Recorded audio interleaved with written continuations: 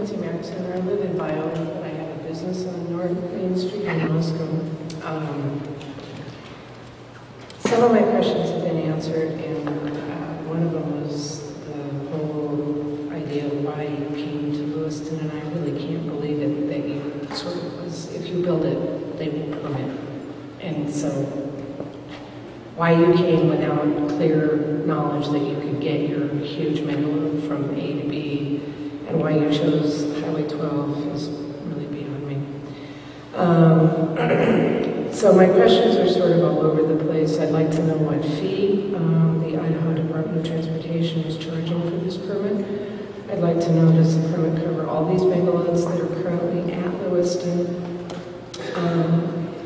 And then for the gentleman from Imperial Oil, what does an overheated economy in reference to Alberta mean? And then the water main in Moscow on Main Street between A and Rodeo Drive was recently replaced. And is it going to be safe from 300,000-pound loads being 15 tons? And I think that's more, frankly, than tandem chip trucks going by. And then for the ISP, you're saying, well, these guys don't have any communication with emergency vehicles.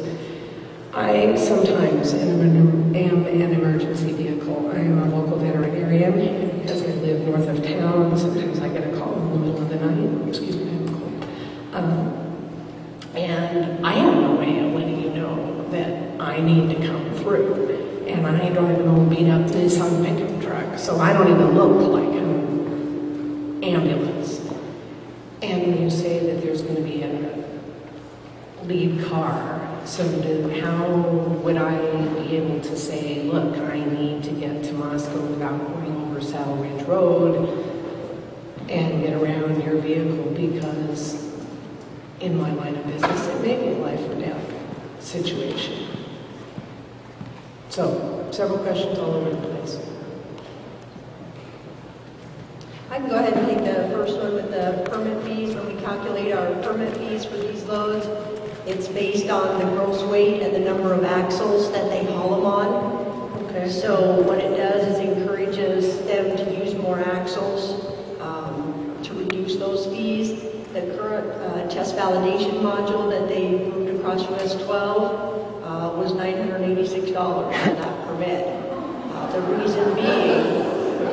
The reason being is because of the number of axles that they have it on. Because when you look at these configurations and the weights that they have, in a lot of cases, their axle weights are less than those chip trucks running down the road. Even though there's more axles, they have less weights on those axles. But this thing still weighs 300,000 pounds, correct? It does, but they have extra tires and extra axles to distribute that weight. So when you're looking at pounds per inch with the tire on those, it's around 400, and I think these are like 486 pounds per inch with the tire, which in a lot of cases is less than what those 18-wheelers are carrying on the same tires. So each Megaload gets its own permit and might have a different fee attached to it. Yes, it varies. It's based on the configuration. I understand what you said. And how it's distributed. So they will all vary depending on that weight that they're carrying and the number of axles. Okay. And those are currently stated in Idaho code as our fee structure. And so that's what we're bound by, is what's currently in Idaho code for our fee structure for their road use tax plus the administrative fee.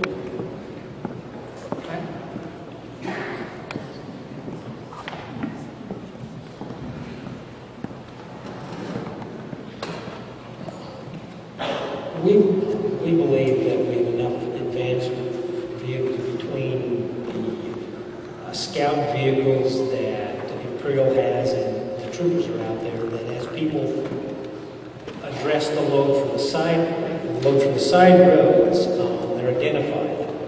They're determined whether or not they can stay put until the load gets by, or whether or not there's an emergency involved. Now, I will tell you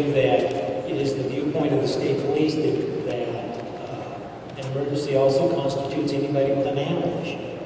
We understand that animals, in most cases, are people's children, whether it's a horse or a dog, doesn't matter to us. If that is your state of emergency, you're going to get to go through and you get to go through expediently. We encountered that on the other side of the road up in Canada. A guy approached it. His emergency was he had an injured dog that he needed to get to the vet. He was moved forward without delay and got passed on.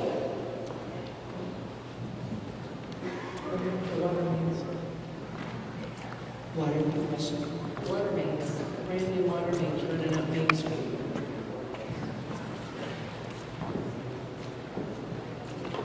The last question, I think, had to do with the distribution of the weight.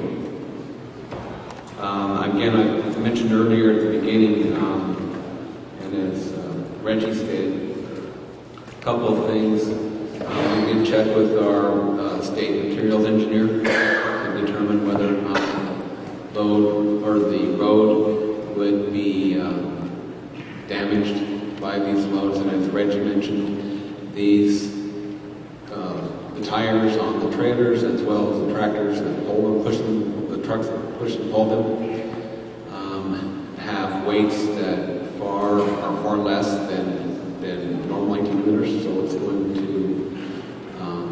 impart less weight to the roadway surface. The difference is, as you mentioned, they are 300,000 pounds and better. He did mention to us that because there's this amount of weight on the road, that it would equate to, as Dave mentioned, a couple of chip trucks, maybe 2 or 3 chip trucks. And so, as in his washing machine analogy, because you're moving one load, which equates to 2 or 3 chip trucks, that'll be 1 or 2 more trucks on the road at one time. It's kind of a complicated. Let me just say it this way: one of these loads, one of these Exxon loads, would equal about 2 or 3 chip truck loads at one time. So it's actually going to be seeing, the roadway is going to be seeing a couple of more chip trucks than normal. Chip trucks don't usually travel in tandem or even in triplicate, side by each, going down either Jackson or Washington. Well, that's correct, but they're using up one lane. Here, this load is using up 2 lanes, and so it's imparting its weight over the 2 lanes, not just one single lane. So I think Dr. Maxine had one question that pertained to the well-being of water mains and other things under the road surface. I could inquire of ITD, or I would ask our Public Works Director to respond. Your preference over there. Somebody has that over there? I'm not aware of the water main that are under the highway. That was the specific question. We have a brand new water main, brand new, 2 summers ago. Okay, so we'll put Les McDonald on that answer, and then I'm going to rattle off the list of people who are coming up to make comments. We have a lot of pages ahead of us.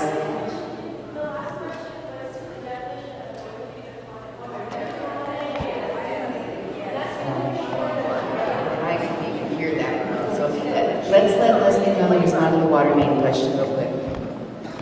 Thank you, Madam Mayor. The question pertains to whether or not utilities, and in your case, the question specifically, whether there potentially be any damage to the water main that's installed. One of the things that we're looking at in this process on behalf of the City of Moscow are all the utilities within the corridor contained within this route that's defined. And certainly the issue of water mains are the easy ones because they tend to be 4 feet deep. And so they're actually deep enough that the load distribution is pretty minimal for these types of loads or semis that might come through. Actually, what is more of a concern to us has to do with the storm lines that may be shallower, in some cases 2 feet down, or perhaps even a little less. Because of the load distribution that you've heard discussed, and the fact that each individual tire will have a load that is similar to or less than a typical semi, then the load that's placed from that point down to the utility underneath should not be any different than what a normal chip truck, for instance, passing through and put it on the line. Well, and again, one of the things to think about in the last comment with Laurel was the fact that a chip truck has a certain size and so many axles. This is a heavier load, certainly, but it is a longer load and in some respects a wider load. So it's dispersed over a much larger area of the roadway. So understand that, certainly. But what the point of that being is that the load that is placed upon a pipeline as it crosses over would not be significantly different than another truck that we see every day passing on the utility. Certainly, if there are issues that are identifiable due to the loading that has occurred, that's something we work on to address.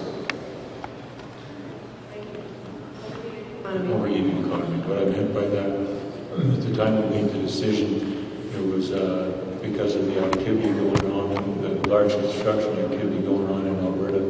The shop space was all taken, also the availability of skilled workers to assemble the modules in the Edmonton area was limited, and therefore that was one of the factors in deciding to manufacture some of the modules on the side of Alberta.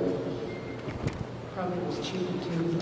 Okay, so the upcoming commenters are Jeff Pritchard, and then some folks who didn't say yes or no in the wishing to testify column will give you the opportunity would be Teresa Beaver, Marshall Comstock, Rhonda Comstock, and then Kelly O'Neill. And if you're not among those folks, you need to dash out for a minute. I see people coming and going. I know it's a long meeting, but we want to try to get to everyone's questions and comments if we can. Hi, my name is Jeff Pritchard, and I live in Deary, Idaho. Thank you. And first, I guess I'd like ITD to maybe explain how you calculate the life expectancy of a road. And the reason I guess I'd like to know that is because regardless of whether we're talking about pounds per square inch or how many axles, the bottom line is 300,000 more pounds are crossing over a section of highway that wouldn't have crossed over that before. I mean, times that, times however many loads you're going to run over it, that's a significant additional weight crossing over that highway, which is going to substantially decrease the life of that highway. Unless there's some way of calculating the life of the road that I don't know about. But hopefully you'll be able to address that for me. But I guess I'd really like to say, and this is to ITD, I would expect from a multinational corporation, you know, the double speak and the kind of, you know, getting off the point. But ITD and ISP, you guys represent us. I mean, we're from Idaho, you're from Idaho, you're who represents us. But we don't feel that you represent all of us.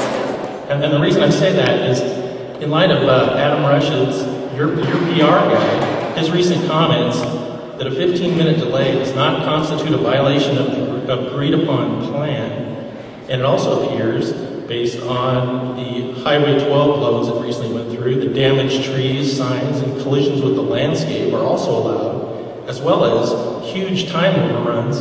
What exactly would constitute a failure of these loads? I mean, what's a failure? And along these same lines, what exactly would it take to get it through to you guys that these things don't need to go through here? I mean, what do we need to do? Tell us and we'll do it. Thank you.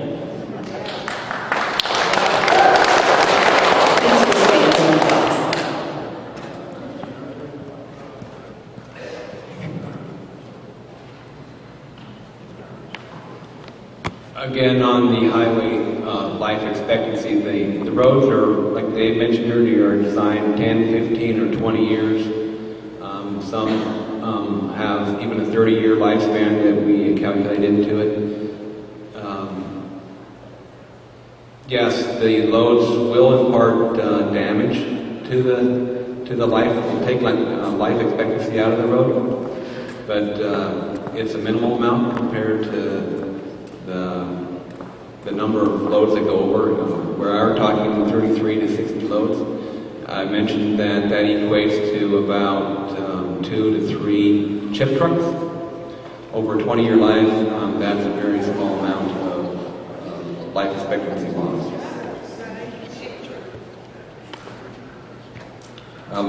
Regarding the TVM, that went through here recently, it struck a limb in just coming out of Lewiston, and it also struck a guide wire that crossed the US 12 just east of Orofino. That guide wire was actually inspected and signed off by Avista for traveling under. So there was some miscommunication between Avista, Mammoet, and Exxon regarding the height of that wire. That was resolved due to that miscommunication that occurred, and then we allowed the TVM to carry over. Regarding the tree, they came up with a plan for us on how they would resolve missing any trees in the future, and so or tree limbs in the future, so we reviewed that and approved that as well. So I guess that leads to my next question was, when you continue to, I guess, to allow these things to happen without saying enough is enough, you know, what's it going to take? I mean, do they have to put the thing in the river, or does somebody have to die, or I mean, how far are we going to go? Well, we certainly don't want anybody to die. We don't want anybody to come in. And that is why we have a number of pilot cars out in front, flaggers out in front, ISP out in front to mitigate it. But you got pilot, I mean, I've seen it, you got pilot cars with 25-foot pieces of PVC pipe. They're supposed to make sure that you can't hit anything, and then you end up hitting stuff. I mean, either somebody's not doing their job, or, you know, or it's just all show. I mean, I don't understand how, you know, with 3 years of background you put into this thing, you know, and all this effort, that it could be such a circus act, you know. I mean, and I'm not just talking about Exxon. I mean, the previous shipments who ran into the rocks on the side of the road. I mean, it's just been a disaster. And instead, you continue to put up PR things saying that it's a success. I mean, you can dress up a pig and call it Betty, but it's still a pig. I think we understand your point and the question. Basically, what constitutes a failure, or what are the penalties for non-compliance with the permit? We evaluate each error that occurs. If we ask the hauler whether it's ExxonMobil, ConocoPhillips, a farmer, an implement dealer, on what they have done in making their error. We've asked them to improve. And if they can't improve, then we would have to sit down and discuss how they're going to find another route. Okay, so we have the next folks lined up here. We have Teresa Beaver, Marshall Comstock, Rhonda Comstock, Kelly O'Neill, and Steve Flint. And it's not clear to me who of those folks might like to speak. Any of those folks here?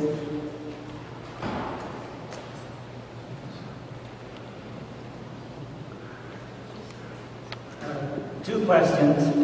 One, Say your name, please. Steve Flint. First question is, we can blame Avista for the problem or whatever, but a bunch of people ended up in the dark, and I'm wondering, when this happens, is there any compensation, or are people just out in the dark? Second question is one to follow up on Matt's question where he kind of got cut off. I think what he was getting at is some parts of Highway 95 are fairly old. They probably weren't originally built to the same standards you build to today. So his question was, if the rig is running on the shoulder, your shoulder that it's running on might not be to anywhere near the standards of today. Thank you.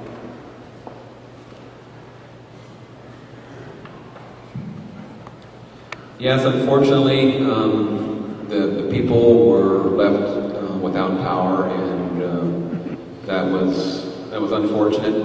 That's all I can say. It was an error. It was wrong, and we certainly did not expect that to happen. And don't want it to happen again. With respect to the roadways that may be deteriorating right now, as you see some older surfaces out there, what we would have to do is evaluate those roadways that have that you can visually see are poor pavements, and we would have to impart possibly breakup limits or have the load travel at a reduced speed over that area, and they would still have to maintain their 15-minute delay rule. The next people lined up, looks like Elva Escobedo, pardon me if I mispronounce the name, as a possible presenter. Danny Merriman as a possible presenter. And David Pierce. Any of those folks here tonight?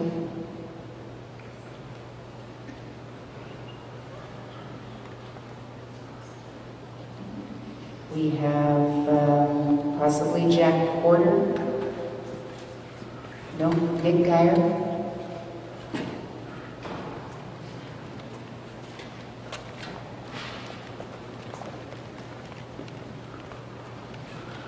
I'm Nick Geyer. I've lived in Moscow for 37 years and taught at the University of Iowa for 31 years.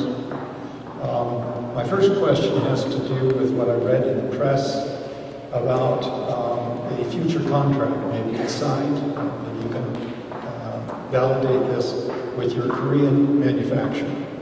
It has been reported in the press that they expect another contract, I think totaling $1.2 billion. And I just made a quick calculation on the cost of the 207 modules, that would be an additional 1,200 modules. Now, I'd like to know if that contract has been signed. Are those modules on their way across the Pacific? And when they arrive, how are they going to be transported to northern Alberta? Maybe I did my second question all the way too. I also have on my computer an image of what looks like one of your modules jackknife across a road. It looks like the highway between Calgary and Alberta, Edmonton. I drive that frequently because my daughter teaches at the University of Alberta. It looks like that road. And the load is totally askew across the highway. I guess I need to know whether that was one of your loads. And also, even if it wasn't one of your loads, what are you going to do if something like that happens either on Highway 12 or Highway 95? I understand there's a crane that is large enough to lift these things in Spokane, but on Highway 12 and also on the undeveloped parts of Highway 95, it would be impossible to get that crane into position to reposition this load and get it back on the highway. So let me just add to Dr. Geyer's first point. This seems related to it. Someone has written on a card, this is from Bob Ritter, 30-year resident of Latah County, said, I'm concerned about the precedents. The use of Highway 95 for these loads lead to increased use for future and development of 95 into a heavy industrial route, and et cetera. I think that relates somewhat to what your first point was. We only have a contract with the Korean manufacturer for 200 modules. I recall seeing that press release where they talked about whatever it was, I forget the number, that there was no commitments made by Imperial ExxonMobil to that number. They were looking at future development in Alberta earlier on, and that was their forecast. But Imperial ExxonMobil only have a contract for 200 modules to the Curl site. With respect to the accidents, the accident on the Alberta Road wasn't a module going to the Curl site, it was somewhere else. The trailer configuration used on that load is different than the trailer configurations that we'll be using. I don't have any more details than that. It was a loop load, but again, it was different different trailer configurations than the one that we're currently using. With respect to the other accident scenario, we have developed scenarios if we do have an accident with a load, if it partially slides off the trailer, or if it jackknifes, or if it gets into a stream. How do we plan to recover that? It depends on the location where the accident happens. If it's a situation where you have a wide enough road, you could get a large enough crane in there to correct it. If it's on a section where you don't have enough space to put the outriggers on the crane far enough, that would become a salvage operation, where we'd have to go in and cut it up or push it aside until we can do something like that. And so we looked at that, and we know where the cranes are. We know roughly how long it takes to get here, and then if it's in the water, most cases in the water, it's probably a salvage operation, and you'd cut it up and use smaller cranes to pull it up, so to minimize the impact on the traveling public. But if it slides out on the road, then that could be a substantial traffic delay either on Highway 12 or 95. Yeah, if it slides off on a narrow piece of road, it could be an issue. Now, with our loads, our carrier is putting extra securing of the load on the trailer. These hydraulic platform trailers have an independent suspension system on each axle, on each side of the axle too, so it can smooth out the bumps in the road so the platform itself stays level. Each of the axles on these hydraulic trailers we're using are steerable with brakes. And on US 12, we ran the loads on automatic condition, where it's the direction of the front steer, the front axle on the pull truck sends a signal back to all the axles on the following thing, and they follow the path that they're supposed to on the turn. And so it's a very good system. And could something happen in a bad spot? But there's a lot of spots where it would slide off, where you could recover it. You have access around it too. Okay. I think I have some time left, right? I do have. Well, your question was posed. Don't want Luis Guerrero to go away because his name's coming up next on this, so I see This is real quick. When I asked you the same question about why you didn't use Alberta metal workers in the first public hearing in Moscow, you did not say anything about an overheated economy. What you said very plainly to me was that it was the best bid. It would seem to me like you're spending $500,000 redoing each module. Wouldn't it have been cheaper to build these things in Alberta or somewhere else in Canada? Hindsight is always, you can look back at things you've done and say, I might do them a bit differently if I knew this information. But what's very, very clear to me now is that you ordered those loads, those modules, to be 30 feet high, and the only road that you could transport those modules was Highway 12. In other words, you had Highway 12 in mind as you placed your order with the Korean manufacturers years ago. Is that a fact? When we went to Highway 12, we had looked at other heavy loads using Highway 12 in the past. We had some discussions with both Montana Department of Transportation, Idaho Transportation Department. And we said, here's what we're proposing. What do you think? And they said, okay, if you do all this, we believe you will get a permit. And based on that, and based on the fact that we knew that we could comply with their requirements, that we proceeded down that path. We didn't forecast the opposition that we received today. Yeah, I think that was very naive and also Dr. Geyer, that was your 3 minutes. Very arrogant to think Dr. that Geyer, you could order the modules 30 feet high before you talk to Idaho or Montana. Dr. Geyer, that was your 3 minutes. Thank you. Luis Guerrero next, and Dean Pittenger, if he would choose to speak.